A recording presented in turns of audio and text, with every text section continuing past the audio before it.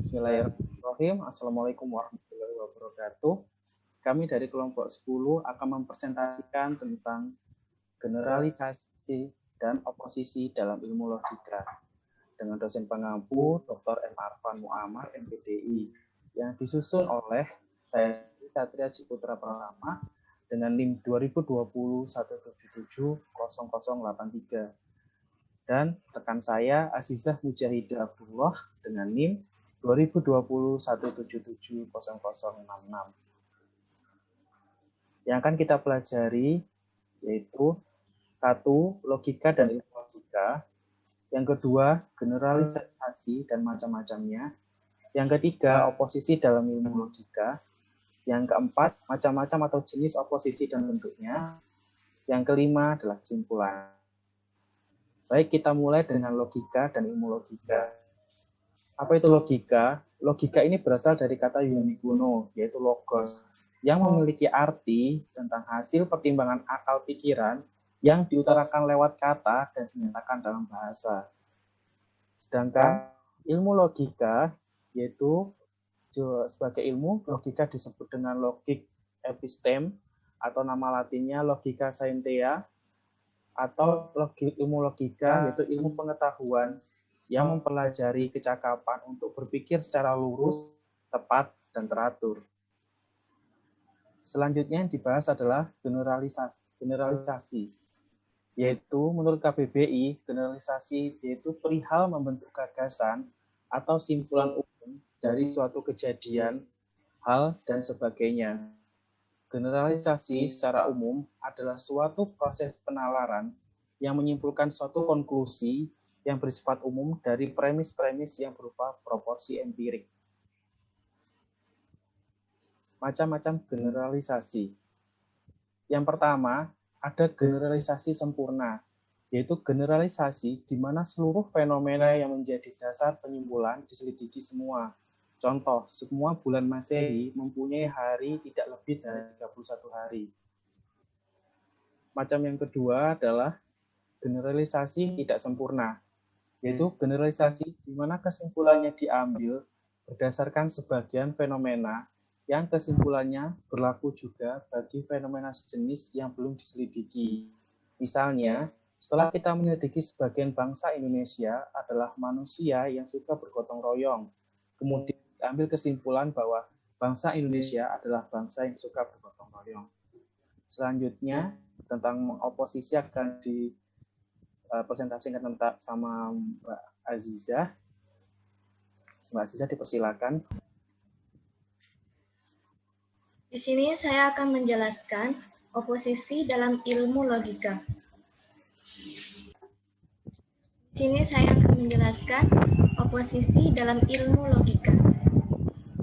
Oposisi dalam ilmu logika diartikan dengan pertentangan antara dua pernyataan atas dasar pengolahan masalah yang sama.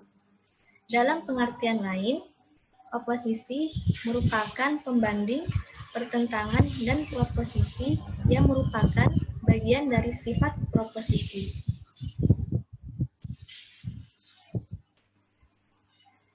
Jenis-jenis oposisi yaitu yang pertama, hubungan independen adalah dua pernyataan memiliki hubungan independen apabila keduanya menampilkan permasalahan atau term yang terpisah. Contohnya, semua kelinci adalah lemah. Semua manusia adalah fana. Ciri utamanya, benar salah dari salah satu pernyataan tidak bisa menentukan benar salah pernyataan yang lain. Yang kedua, hubungan ekuivalen. Hubungan ekuivalen adalah dua pernyataan memiliki hubungan ekuivalen apabila keduanya memiliki kesamaan makna. Contohnya, semua besi adalah logam, sebagian logam adalah besi.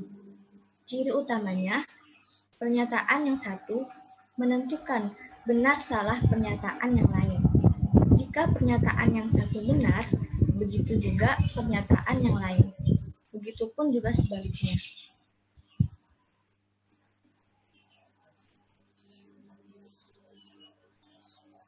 Yang ketiga, hubungan kontrari.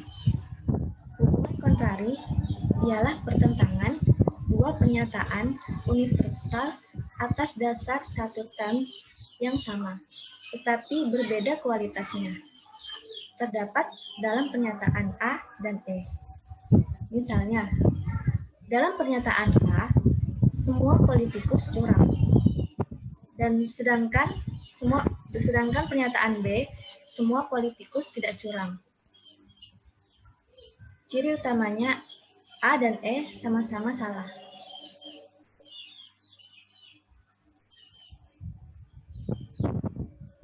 Yang keempat, hubungan subkontrari. Hubungan subkontrari ialah pertentangan dua pernyataan partikular atas dasar satu term yang sama, tetapi berbeda kualitasnya. Terdapat pada pernyataan I dan O. Misalnya, pernyataan I, sebagian pedagang kikir, sedangkan pernyataan O, sebagian pedagang tidak kikir. Hubungan kontradiksi ialah pertentangan antara dua pernyataan atas dasar term yang sama, tetapi berbeda dalam kuantitas dan kualitasnya. Terdapat pada pernyataan A dan O. Pernyataan A, semua orang yang sukses adalah rajin. Sedangkan pernyataan O, sebagian yang sukses tidak rajin. Ciri utamanya, universal pada A otomatis mencakup partikular pada O.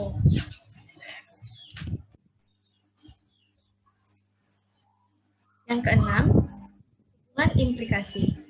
Hubungan implikasi adalah dua pernyataan memiliki hubungan implikasi, mencakup keterlibatan. Apabila kualitas term, subjek, dan predikat itu sama, tetapi berbeda dalam kuantitas. Contohnya, pernyataan A, semua mahasiswa kelas D adalah rajin. Sedangkan pernyataan I, mahasiswa kelas C rajin. Ciri utamanya, hubungan implikasi terdapat pada pernyataan A dan I.